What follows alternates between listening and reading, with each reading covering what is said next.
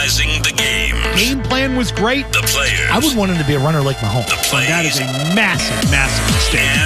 And each The more I other. think about it, the more I'm fine. Zolak and Bertrand, the Sports Hub. It's fourth and final hour.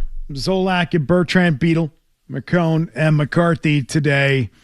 Greg Bedard is making the case on the first-round pick that could be going to Philadelphia. On the surface, right away. First-round pick. Does that scream too much to you, Matt McCarthy? Probably, given where the market is.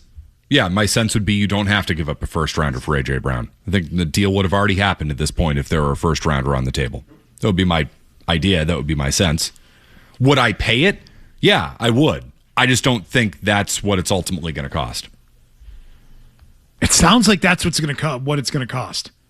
I mean, that's what Schefter is basically reporting it as at this point. I don't know if he's doing the bidding for Philadelphia in this, like trying to take that stand for them, that it's going to be a first-round pick. But Greg Bedard makes the case on why a first-rounder is the right move. I might have heard this from people internally during Super Bowl week, or certainly in the aftermath of the Super Bowl. They were already bracing themselves, or at least sort of decreasing expectations for this season, the 26th season, because of the schedule, the increase in schedule difficulty, the much more travel than they had. I mean, what was the furthest they went west? New Orleans last year. Much more travel. They were bracing for an international game, which I think still might happen. I don't think they've all been announced yet. And other things like, some sort of, we've talked about it, the injury luck of last year, does it go the other way? Oftentimes it does. It regresses to the mean. So, they were holding their breath, and I think they want to protect themselves. Does that move you to say, oh, yeah, no, first-round pick, awesome, like, let's do it? I don't know. I just think it's a lot. It's a hefty price. Ultimately, push come to shove, you either get the player and give up the pick or you don't, and you end up with nothing. Then I'm giving up the pick. But I feel like this is what I said yesterday, and I stand by it. If you're going to start throwing around first-round picks for receivers, well, if you're going to trade one, you might as well start entertaining the idea of trading two down the road. And can you get something better? Because we look at A.J. Brown and say you get 2 good years out of that guy. Mm-hmm. 2. Well, is there another receiver that's available for two first-rounders that's going to be for 4 or 5? Does that player exist? Yeah, be a true building block with Drake May. Yes. Does that make sense? I hear what you're saying on that. Yeah, I'm on board with that because I have concerns about Brown. I mean, we all should have some concerns about him. And my immediate concern about the Patriots, if they hand over a first-round pick, which is an overpay, it's not a good price to pay. You lose the deal. You're paying too much. But the question becomes, did you just lock in and zone in on that player and not consider other options? Well, I think that's part of it right now. I think that's a problem. Yeah, because I think you do have to look at the relationship there with Mike Vrabel, right? Knowing that this guy is going to come in, what he brings to the table in terms of off the field and everything like that. All right, I know how to deal with this guy. This is the player that I've identified, and that's, like you said, got kind of tunnel vision when it comes to A.J. Brown. Potentially that's on the table for sure. Yeah, I do think, though, even if you get 2 years out of A.J. Brown, if 2 of them are good, right, you are helping Drake May. It is an investment in Drake May's future, which is why I'm willing to overpay for it. And yes, are you a Super Bowl team with A.J. Brown this year? Probably not, to be totally honest. The schedule's going to be harder. I know the AFC's weak, so that's a factor, but... Are you taking it off the table? I'm not. I think you're in the mix. I'm not taking it off the table, but I'm not betting it either. You know what I mean? But I just think in the interim, it helps Drake May so much that it's worth it. Even if you only get a year or 2 out of A.J. Brown, it's worth it. I'm with you. We have been clamoring for years here for them to bring in a true number 1 option, and especially now with Drake May playing at the level that he is. It's worth the investment because I think if you don't land this guy, you go in and say, all right, well, you spent on Dobbs, but don't you feel like they're now undermanned when it comes to the skill positions if you don't land this player? Yeah, I mean, the entire offseason comes down to whether or not you land him. That's it. I mean, if you don't get him on June 1st, somebody else swoops in, whatever it may be. The outlook for the season, to me, changes pretty dramatically. Instantly. The outlook of the offseason, which I think to this point has been positive for the team, you look at it completely differently if they don't land Brown. Alex Barth has said this, and it's true. Off seasons are not a linear experience. So it's like you can get off to a good start, but if you don't finish it with this type of move, you look at it differently. Conversely, if you land Brown at the end of the offseason, all of a sudden your offseason looks way better. Right, because then don't you even look at it and say, wait a second, so you guys didn't land A.J. Brown? You didn't invest anything at the wide receiver position in that draft? Right? Like, wouldn't you go back and kind of second-guess their approach when it comes to the draft as well if you don't land this player? No doubt. If you're landing him, bringing him in, fine. It's understandable why you wouldn't do that. If you don't, then you're kind of second-guessing going, wait a second, there's a lost opportunity there to try to bring in some talent there. So now we're just kicking the can down the road a year? No.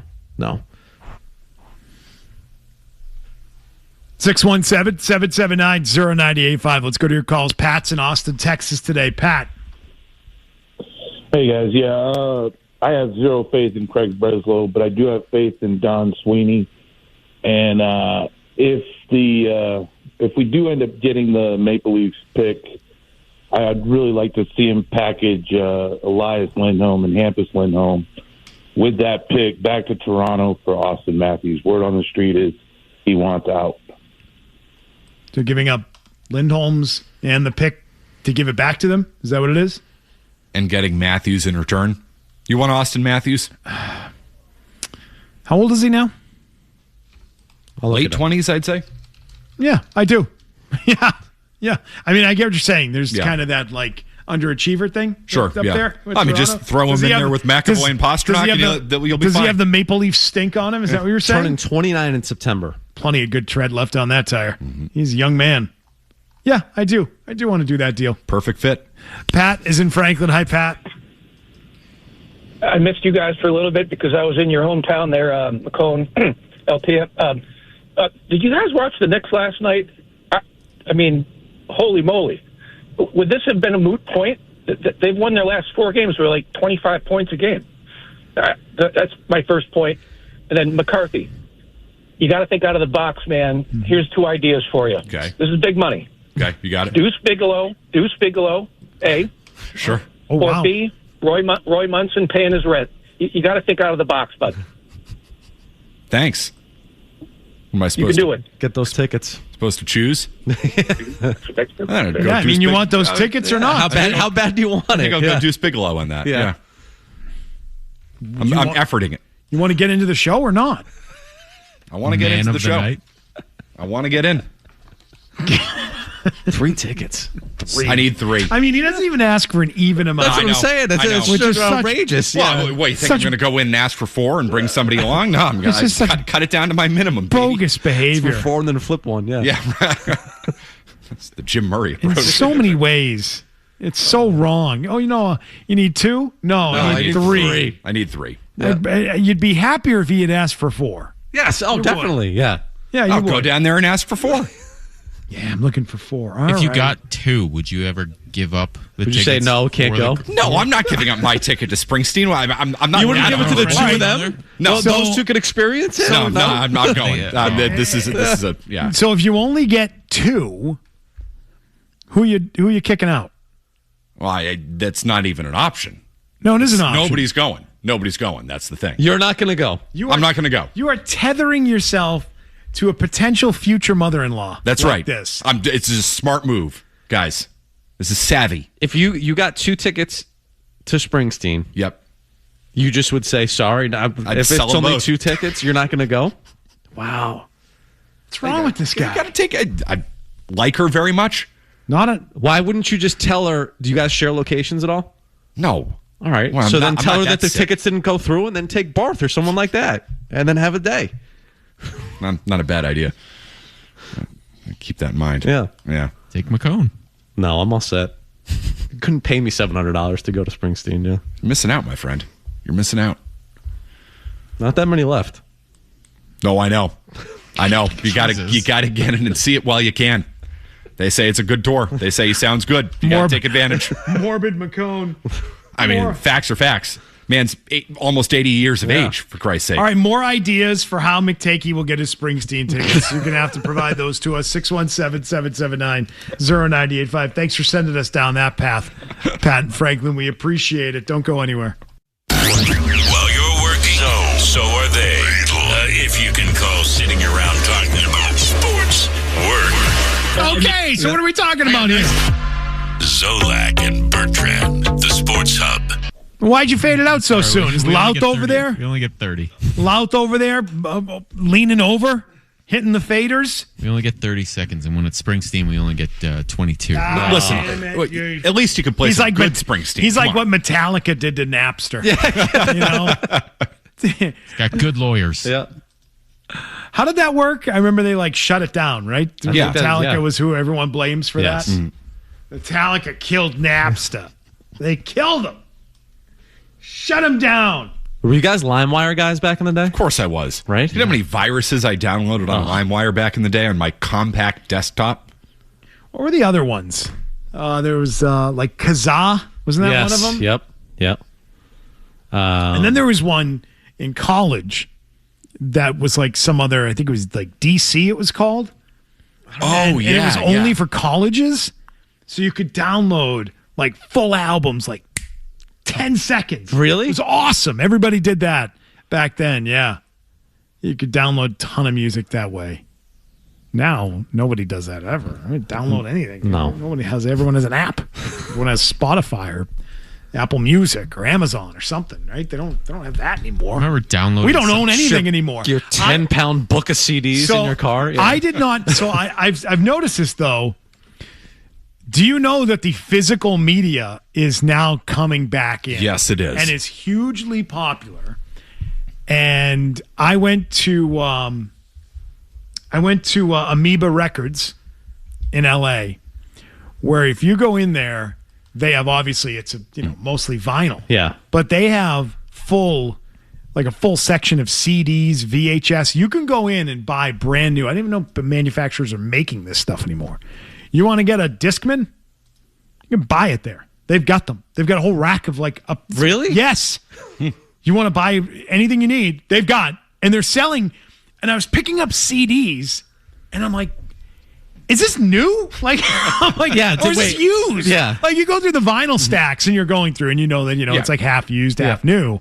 But I'm like, is this thing is Are they pristine. making CDs right now? Are they making these again? I couldn't figure it out, and the place was awesome, and there was a million people. But this is a trend now that the physical media of DVDs and Blu-rays and CDs and tapes are very much back. Now, LPs and records, those have been back for a while. Sure. But that's because of a lot of people believing you obviously, and if you look into this, it's true.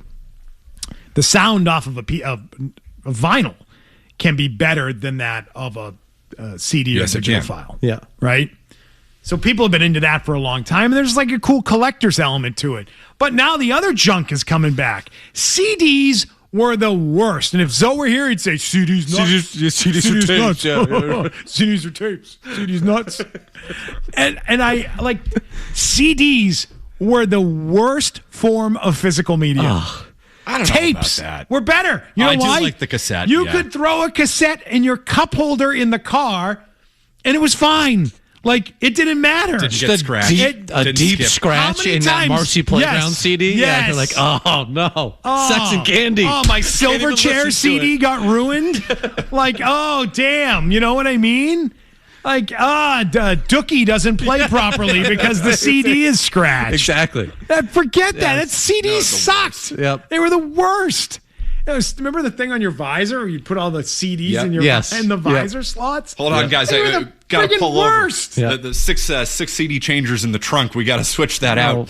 The only thing Flipping was through the cool book. was being able to burn CDs. That was awesome. Oh, That it was great. an awesome way of building out a mix. God, the pride you would have if you nailed a mix and you were like, oh, this is just 18 songs of just fire. Yeah. Oh, the best. But all I think now is why would you want this? What? Where's the fun? I get the fun in records. I get that. I understand that. I don't understand the fun in owning a VHS tape. No. Where's the fun in that? I've been digitizing my family's VHSs. I will say it is not that rewind sound. There's something to it. Yeah. Do like it. That's what McTakey does in his free time. And if you want your family's VHS tapes digitized, Well, there you go. Here call you go. Matt McCarthy. He's fundraising for Springsteen Yes. tickets. $30 a tape. You can make that happen. Oh, that's steep, dude. I bet if That's you looked it steep. up. No, I bet you. Hold on. You're doing that at home? You got like Yeah. a little laboratory? Kid you not. Discovered You got a home studio there? that I had an old VHS DVD.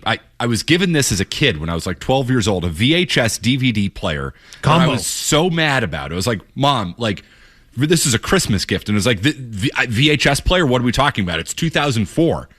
Turns out you can burn from the VHS to the DVD on this device. What? Had no idea. No way. No, Wait, dead serious. is your process Come though now on. burning the DVD and then taking the DVD and then digitizing the DVD? So all I do is I take the VHS, you burn it to a DVD, Yeah. and then I can upload it to the cloud wherever you need, the Google Drive, whatever you need.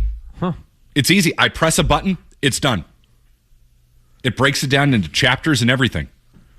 Look at Chapters. Yeah.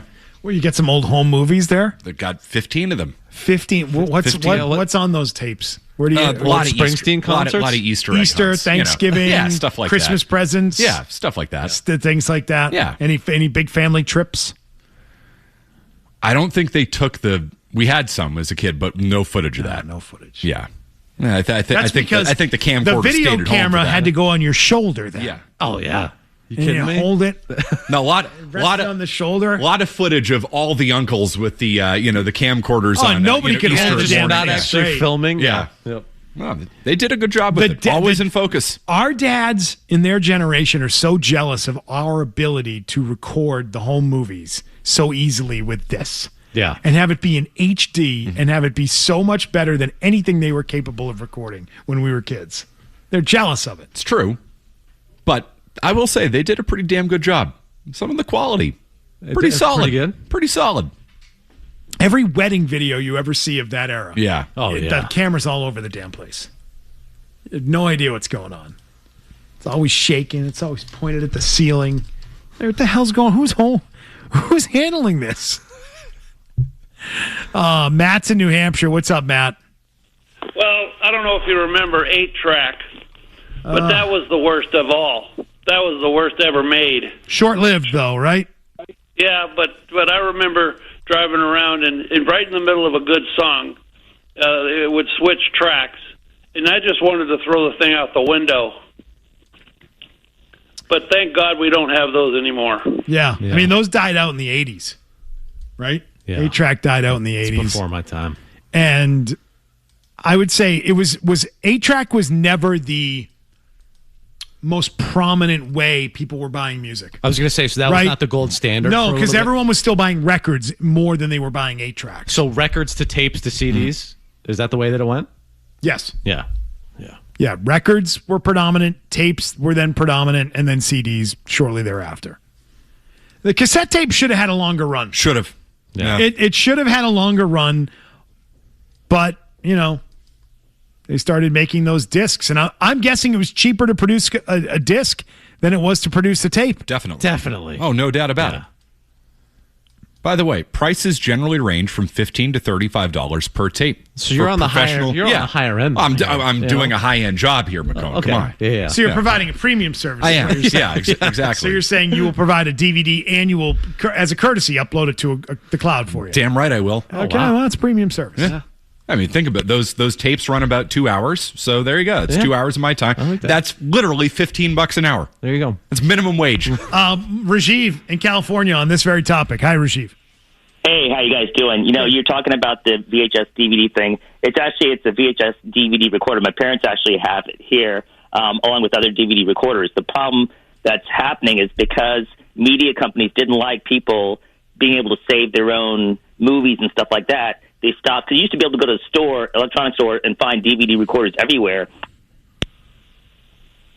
Oh, okay, hung up. I'm not sure what happened. I think McCarthy killed that call. Oh, so it's his kill him? business.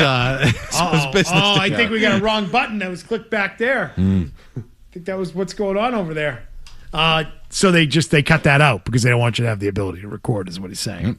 They stopped doing that. But Very convenient. That gift that you got was right in the sweet spot. No, what? Yeah, 2003, 2004, somewhere in there. What was it? Brand new in the box? Brand new in the box. You never decided to crack that thing open like 6 months ago? Well, no, I kid you not. I was trying to figure out a million different ways. I had brought over a VHS from my mom's place, and I was like, I pulled this one out. I'm looking at the remote. I was like, I'll be damned. Does that say record?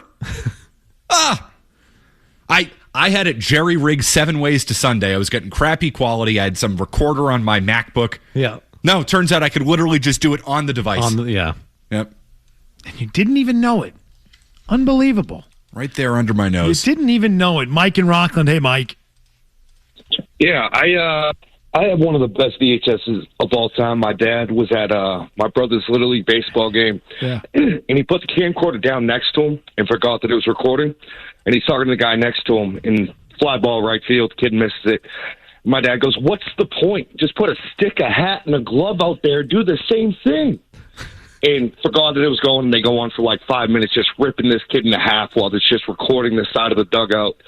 And it was just the prime of VHS camcorder lifestyle. Just a dad ripping the crap out of some other kid on the ball field who couldn't play. Yep. It's good stuff. You used to be able to do that stuff. Yeah. It's true. Our parents' generation could rip anybody. They'd tell a kid he sucked.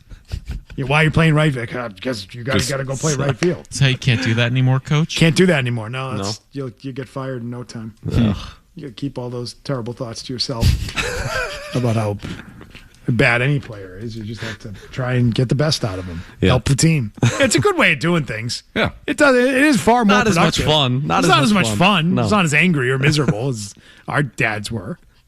Yeah. I try to explain to my kids that, you sound really old when you say things like this, but you're like, yeah, well, in the early 90s, it wasn't that crazy to see a coach like coaching third base, like ripping a butt.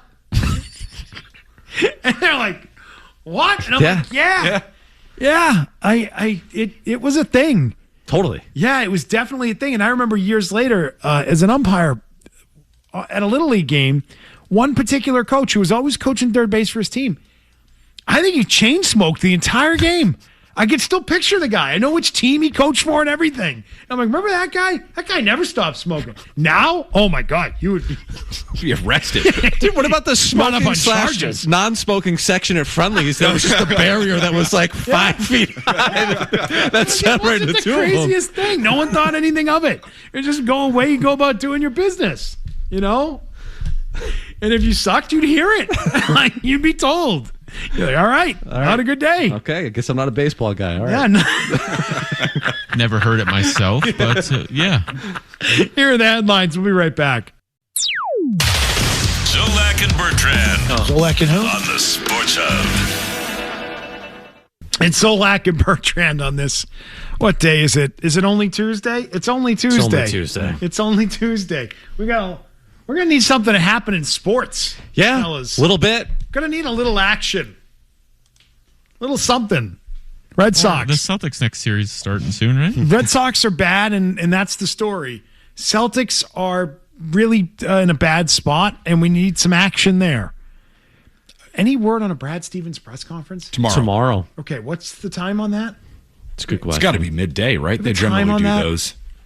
It's going to be tomorrow. Sweeney and Neely tomorrow at 2 p.m. Okay, that's a good one.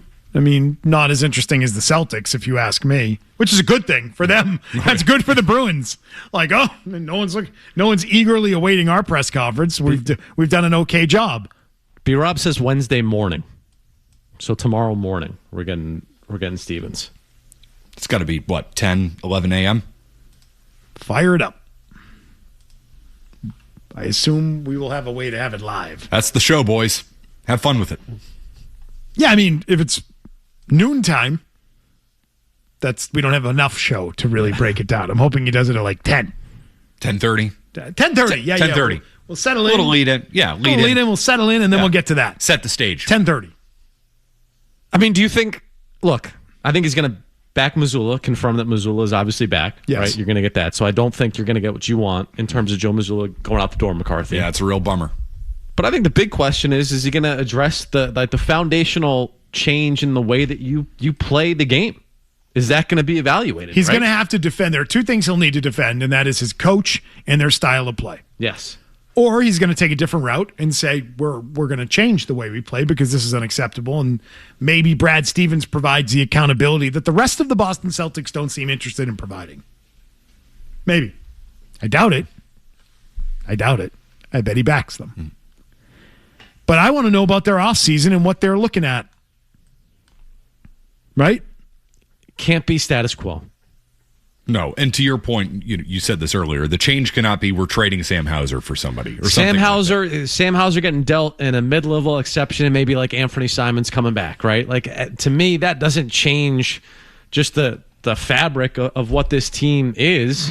And what do you got? Oh, sorry, I'm reading a listener email that cannot be read on the air under any. Can you clean it up at all? No, I'm not. Can't.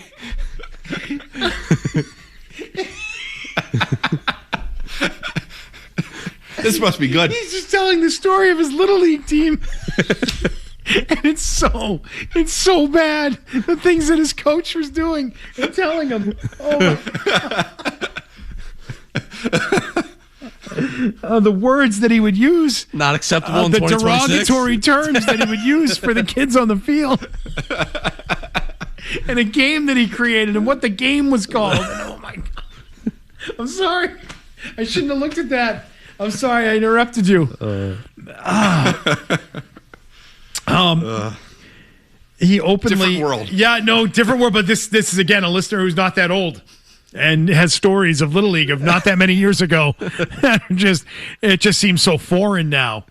There's just no way. Meanwhile, you get Celtics head coach Joe Mazzulla talking about the duality of the process, and I guess winning doesn't really matter. Ask that head coach, that Little League coach. You think winning mattered to him? Oh, it mattered to him. He was emotionally invested. Yeah. And I think that's just the one thing that doesn't register with fans is like you're so emotionally invested in how the team does, and you're financially invested in going to games, and you care. And when the attitude after losing is like, yeah, well, this was my favorite year ever. And there's duality, and this is just as empty as when you win it all. You're like, what? How can you, as a fan, relate to that? How can you defend that? No, I mean, it's the same thing when we got the call on like Jason Tatum, like dapping up like Joel Embiid after the game. And you're like, man, as a fan, you're devastated finding out that he's not going to play in that game 7. And to see that, it's understandable why people are upset when they kind of see that visual, because it's like, man, I just follow this team for 82 games in the regular season. You guys overachieved with 2 seed and then flamed out in just epic fashion. And then we're just, hey, Joel, great job, dude. Great job closing this thing out. Culture problems. I think winning's the most important thing over there. Hard to feel that way. I mean, the coach said it himself. It's more about the process. I just think that they are heavily invested in the process. That's not to say that it doesn't matter, but they are heavily invested in the process. I mean, he said, and I'm paraphrasing here, that oftentimes, we attribute pushing the right button as a coach to the result. To which I would say, yes, we do. Yeah. Oh, did your decision hurt or help the team? It's not about the process that led to the decision. That's just a great way to skate criticism always. It's like, well, the result doesn't matter. It was what went into the decision. Really? So we're not in a results-based business. Sports, not a results-based business? It's very much a results-based business. It's not a duality business. Not over there. Not right now, at least. And I mean, again, the other thing is we don't know how pissed Brad Stevens made. What if Brad Stevens mad? What if he's mad? What if he's upset? I think it's very possible. How could you be? Have we ever seen him be upset? I can think of one time. One time ever I've seen the guy really upset. Was that when they fired Ime? Ime. Yep. Yeah. What gets Brad Stevens fired up? The coach sleeping with a team employee. That's what fires him up. That's what gets him, at least on a public stage, emotionally engaged. Yeah. That was it. Other than that, no, I can't really think of one. Right? Like last year, following that Knicks series? No, I don't think so. Yeah, I mean, I think there was some level of veiled criticism of the approach, but it was not, I mean, you'd have to dig really deep on it. No, it was not very emotional. You're right about that. This should get it out of you, though. You lost in the first round with Jaylen Brown and Jason Tatum. If it doesn't, you've got big-time problems. I mean, I wonder if anybody there is fiery anymore. Just from what we know of it publicly. The owner, Bill Chisholm. Mm-hmm. The basketball guy is Stevens. The coach is Missoula. Yeah. Are any of those guys fiery guys?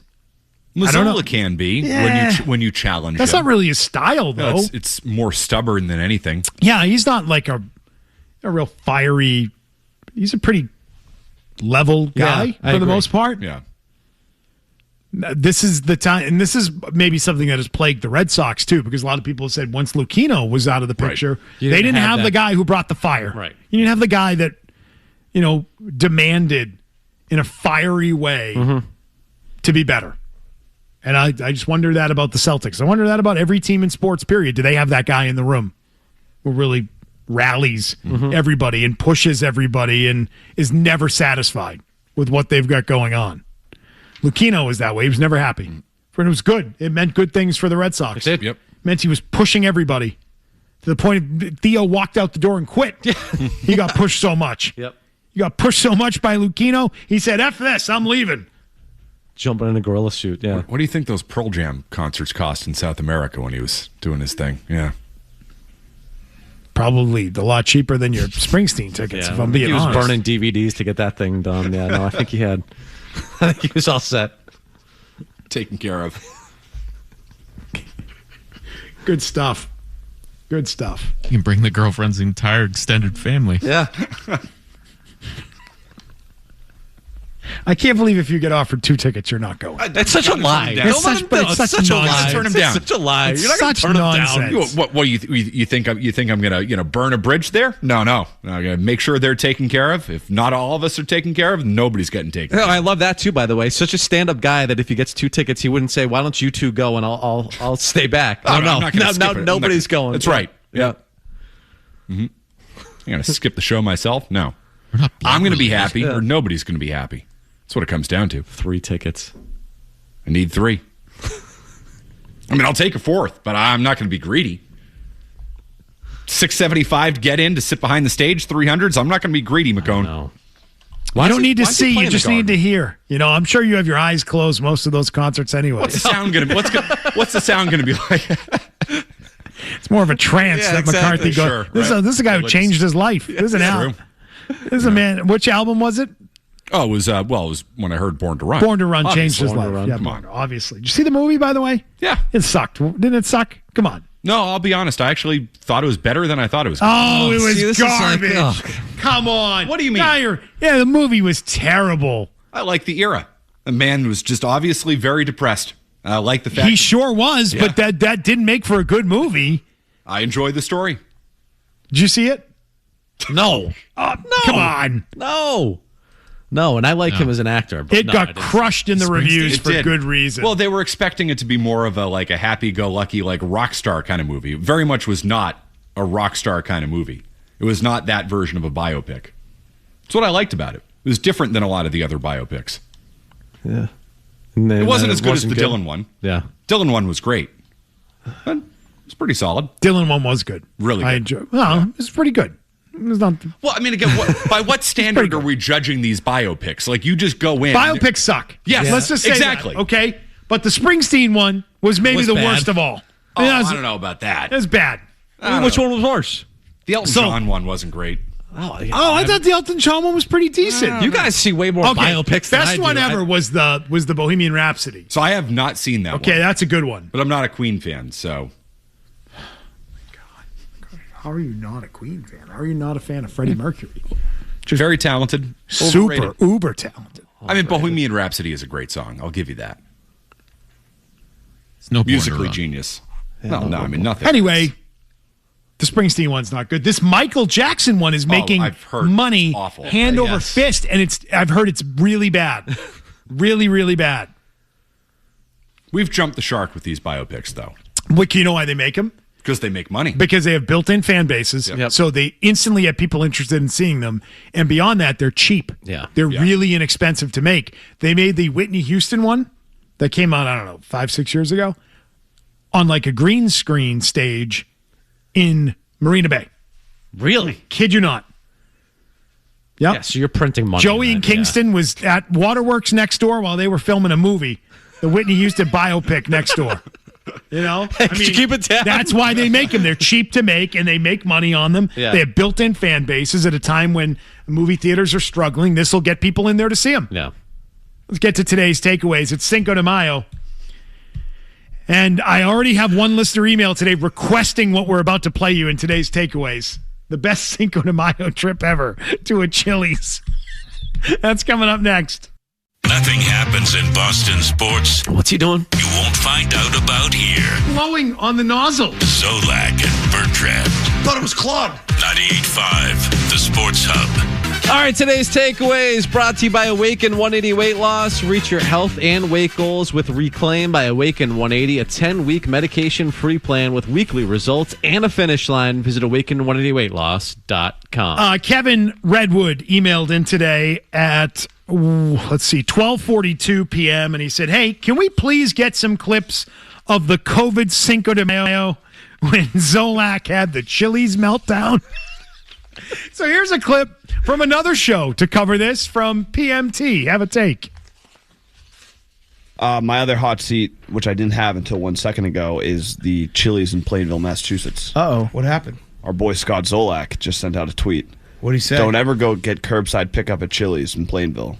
My wife has been sitting in parking lot for 1 hour and 20 minutes in a backed up order. Oh, that's why I was getting tagged in Go that. to small places or pizza shops locally. How about Chili's is still delicious, Scott? And it's worth the wait. Yeah, how about you can't rush greatness? Yeah. Did somebody barge in on Michelangelo and he's paying the Sistine Chapel and was like, hey, can you hurry up? My wife wants to come in here and take a picture.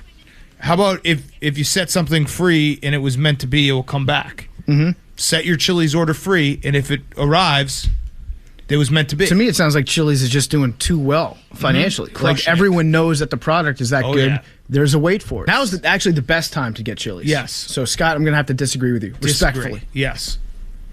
He doesn't even follow us anymore because he's got to always follow 69 people. He doesn't what? He doesn't follow me. Yeah, he unfollowed He did follow me, and then he unfollowed He me. cycles. He cycles because he has to keep that 69 number. Damn. Nice. We don't have any clips from him talking about that, do we? I think those have been deleted. Oh, they've been deleted from the system?